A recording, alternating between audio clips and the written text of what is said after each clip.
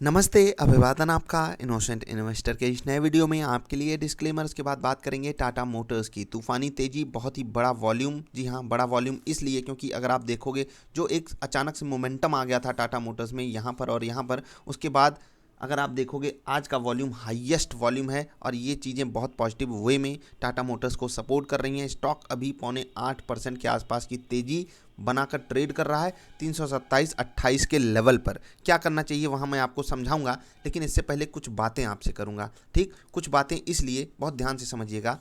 मैंने आपको लगातार 4-5 दिन पहले एक चीज़ बताई थी कि ये चीज़ अगर टूटेगी टाटा मोटर्स में, चाहे ये सपोर्ट टूटे चाहे यहाँ पर, आपको एक शॉर्ट ट्रेड यहाँ पर लेना है। और एज यूजुअल हमने शॉर्ट ट्रेड लिया। हमने आपको कल की इंट्राडे वाली वीडियो में भी ये बात समझाई थी। शॉर्ट ट्रेड हमने लिया, बहुत अच्छी बात। हमने यहाँ पर भी प्रॉफिट बुक नहीं किया और इवन कल की क्लोजिंग पे भी हमने प्रॉफिट बुक नहीं किया। मैं अपनी गलती आपको बता रहा हूँ, लेकिन इस गलती से हम कुछ सीख सकते हैं, उसको समझिएगा। फिर हम चलेंगे आज के एग्जैक्टली ट्रेड पर, उसको भी एक्सप्लेन करेंगे। ठीक ना, हमने यहाँ के लोज पे आसपास प्रॉफिट बुक किया ना यहाँ पर। कल की इंट्राडे वाली वीडियो में मैंने आपको बताया था कि आपको ये स्टॉक बाई करके चलना है। आज अगर इंट्राडे में बाजार पॉजिटिव हो जाती है, ये स्टॉक एक बड़ा पॉजिटिव मोमेंटम दिखाएगा। इतना कन्विक्शन होने के बाद भी मैंने यहाँ पर क्यों नहीं प्रॉफिट बुक किया, उसको आप समझ सकते हो। जब हमारी कोई एक पोजीशन होती है फ्यूचर्स में, उसमें हम काफ़ी चीज़ों को देखते हैं। एक चीज़ होती है रिस्क रिवार्ड। मुझे ये लग रहा था कि यहाँ पर हमारा जो रिस्क है वो छोटा है, हमें जो रिवार्ड है वो थोड़ा सा बड़ा मिल सकता है। ठीक, क्योंकि एक बार 300 टूटता तो मुझे 280 तक के लेवल भी दिखाई देते और फिर मैं स्टॉप लॉस 305-306 रुपये के आसपास लाता, क्योंकि स्टॉप लॉस हमारा दूर था। इसलिए हमने एक दूसरी रणनीति आपके साथ कल ही शेयर की थी कि अगर हमको इंट्राडे में पॉजिटिव प्राइस एक्शन मिल गया यहाँ पर, तो हम अपनी पोजीशन जो है शॉर्ट वाली वो काट लेंगे। और देखिए वो डिसीजन कितना परफेक्ट साबित हुआ। आप जाकर देखोगे टाटा मोटर्स की फ्यूचर्स की लॉट और चीज़ों को समझोगे कि क्या कैसे चीज़ें काम करती हैं और ये प्रॉफिट लॉस कितने बड़े में जा सकते थे। इवन अगर आप एक लॉट से भी ट्रेड करते हो तो सोचिएगा कि हम 304-303 रुपए के आसपास भी हमको मौका मिलता है, हम एग्जिट नहीं करते हैं। राइट, आज हमको कहाँ पर मौका मिलता है, यहाँ कहीं एग्जिट करने का मौका मिलता है। क्यों मिलता है? क्योंकि हमको बाई सिग्नल मिल गया था अपने इंट्राडे पैटर्न पे और मैंने आपसे ये चीज़ साफ साफ कही हुई थी कि हम यहीं पर एग्जिट करेंगे। और रूल अगर मैंने कुछ बना दिया तो मैं उसको फॉलो करता हूँ। थोड़ा बहुत ऊपर नीचे होगा, लेकिन एग्जैक्टली जैसे कि यहाँ पर मुझे एग्जैक्टली मौका मिल सकता था 312 पे भी, लेकिन हमने 313 रुपये 50 पैसे के आसपास फ्यूचर्स की पोजीशन एग्जिट की है। और उसके बाद देखिए स्टॉक ने हमको सारे टारगेट भी हिट करके दिए। ये हो गई इंट्राडे की बात। इंट्राडे के बाद अगर आप देखो, ये मोमेंटम देख रहे हो कितना गजब का है। अच्छा हुआ हमने पोजीशन एग्जिट की। अब आप सोचोगे कि यहाँ पर कैसे चीज़ें काम की, वो मैं समझा देता हूँ। पहले आपको मैंने जैसे वॉल्यूम दिखाया ना, ये वॉल्यूम जो 3 कैंडल्स पे हुआ, ये कभी भी अगर आपको मिल जाता है, you should wait for a retracement. ये रिट्रेसमेंट आप फिबोनाची वाला ढूंढ सकते हो 61.87।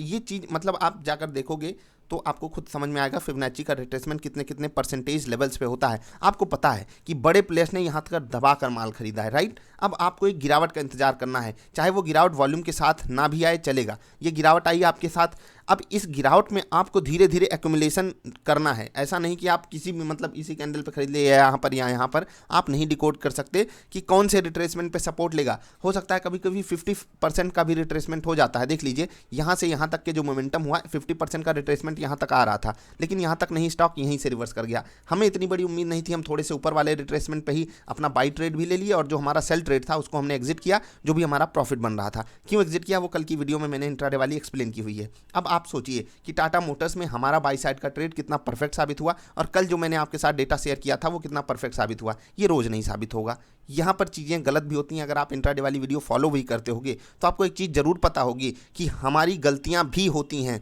और ऐसा नहीं है कि हमारी गलतियाँ जब होती हैं तो आपको दिखाई नहीं देती। हम आपके सामने लाकर खोद खोद के आपको दिखाते हैं, देखो भाई मैंने ये गलती की, ये गलती की, ये गलती की, जिससे कि आप उससे सीखो। जैसे कि टाटा मोटर्स में हमने 300 का जो साइकोलॉजिकल लेवल था उसको भी सपोर्ट ना मानते हुए, मतलब एक बार के लिए हमने ये मान लिया कि बाजार में अगर गिरावट जारी रह गई तो 300 का लेवल टूटने पे हमको बड़ा रिवार्ड मिल जाएगा, इसलिए हमने उस रिस्क को छोटा समझा। रिस्क का क्या होता है, मैंने एक चीज़ समझा देता हूं आपको। जैसे कि 300 का लेवल आ गया, राइट, अब टाटा मोटर्स यहाँ कहीं ट्रेड कर रहा है, ये 300 का लेवल है। हमको पता है कि ये जो लेवल है ये बड़ा साइकोलॉजिकल लेवल है और इसी कारण मैंने आपको टाटा मोटर्स इंट्राडे में बाई साइड के लिए दिया। अगर बाजार पॉजिटिव होती है बड़ा मोमेंटम ऊपर आएगा, क्योंकि ये सपोर्ट अवेलेबल है। अगर मुझे ये पता था, मैंने यहाँ पर प्रॉफिट इसलिए नहीं बुक किया क्योंकि 300 टूटने पर मुझे रिवार्ड जो है वो बड़ा दिखाई दे रहा था और हमारे पास एक बड़ा सा रूम भी था। क्यों? क्योंकि हम यहाँ से शॉर्ट करके यहाँ तक खींच कर लाए थे टाटा मोटर्स को। ये लग रहा था कि ये टूटा तो और बड़ा हमको टारगेट मिल सकता सकता है, हमको यहाँ कहीं एग्जिट मिला, हम ओवरऑल प्रॉफिट में हैं, लेकिन हम इस प्रॉफिट को और बड़ा कर लेते अगर हमारी रणनीति एकदम 100% सही साबित होती।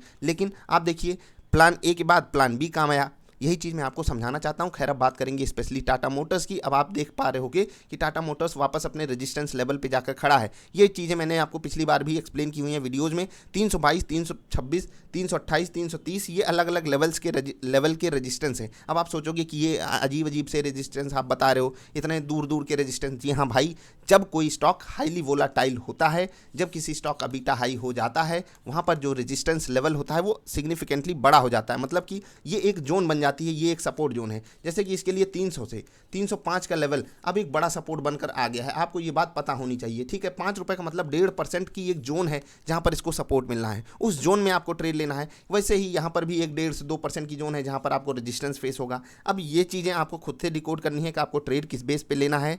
मुझसे जो गलतियां होती हैं वो मैं आपको बताता हूँ। मुझसे जो मतलब जो चीज़ें मैं डिकोड करता हूँ वो चीज़ भी आपके सामने रखता हूँ, कैसे हम ट्रेड अच्छा ले पाते हैं, कैसे हमारे ट्रेड गलत चले जाते हैं। जो भी गलत ट्रेड गए हैं उसको मैं इंट्राडे वाली वीडियो में भी एक्सप्लेन करूँगा, जो कल आपको स्टॉक्स दिए गए थे, सारी बातें आपको मैं समझाऊंगा। अभी के लिए इतना ही। आई होप आपको चीज़ें समझ में आई होंगी। टाटा मोटर्स अगर किसी के पास हायर लेवल्स पे भी है, इवन 340 भी है, तो एक बार के लिए उनको अगर अपना स्टॉप लॉस खिसका कर लाना है तो 317, 18 या 16 रुपये के आसपास खिसका सकते हो, जो स्टॉप लॉस आपका 300 के नीचे होना चाहिए था अगर आप ट्रेडिंग पर्सपेक्टिव से हो। बाकी आपको वेट एंड वॉच ही सिचुएशन रखनी है। जब तक आपको एक बेटर रेट नहीं मिल जाता एवरेजिंग करने के लिए, तब तक आपको एवरेजिंग कम से कम इस रेट पे नहीं करना है जिस हिसाब से मार्केट आज ट्रेड कर रही है ना, हाईली वोलाटाइल।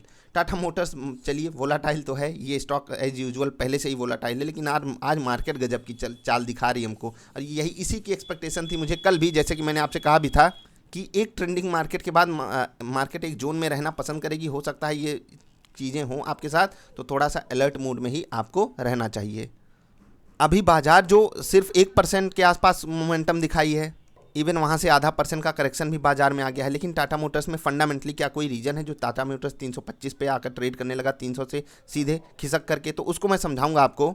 फंडामेंटल रीजन नहीं, लेकिन एक सेंटिमेंटल रीजन टाटा मोटर्स के लिए इसलिए है क्योंकि उन्होंने जो सफारी नई वाली लॉन्च की है। अब आप कहोगे कि सर आप गाड़ियों का भी शौक रखते हो क्या? नहीं भाई, सफारी उन्होंने लॉन्च की है। ये न्यूज़ सच में, सफारी एक ऐसी गाड़ी थी जो एक समय एसयूवी में लाकर ना जान फूंकने वाली गाड़ी थी। आज से कुछ साल अगर आप पीछे जाकर देखो तो अब तो देश भर की कबाड़ आ गई हैं। टाटा मोटर्स की ये गाड़ी पर्सनल लेवल पे, मतलब एक होता है ना, एक ब्रांड टाइप की थी, टाटा सफारी जा रही है। बाय द वे ये मेरा पर्सनल ओपिनियन है। इस वक्त भी बहुत सी ऐसी एसयूवीज़ हैं जो आप सबको पसंद हो सकती हैं, वो आपकी पर्सनल चॉइस है। खैर टाटा सफारी, ये बताइएगा आपको इनका मॉडल कैसा लगा। ये एक सेंटिमेंटल न्यूज़ है, लॉन्च किया है, बहुत थोड़ा सा price on a higher note है, लेकिन फिर भी चलिए प्रीमियम चीज़ें उसमें डाली गई हैं। तो ये एक होता है ना सेंटिमेंटल पुश दे रहा है स्टॉक को, लोग आकर ख़रीदते भी हैं इन सब चीज़ों पे भी। ये एक सेंटिमेंटल पुश होता है। फंडामेंटली कुछ ऐसा एज यूजुअल चेंज नहीं हुआ है। जो चीज़ें पीछे थी वही अभी भी अवेलेबल हैं, स्टॉक सपोर्ट पे था, और ये जो चीज़ें पीछे से आती हैं ये सब एक बार के लिए पुश करती हैं। स्टॉक में मोमेंटम जो आता है इसी कारण आ जाता है। आई होप आप बात को समझोगे। अन्य कोई चीज़ होगी तो हम उसको आने वाली वीडियोज़ में कवर करेंगे। अभी के लिए इतना ही। अगर वीडियो पसंद आई तो लाइक करना, अगर आपको कुछ और सीखना समझना नीचे कॉमेंट करके बताया कीजिए। हम मिलेंगे फिर से, तब तक के लिए नमस्कार।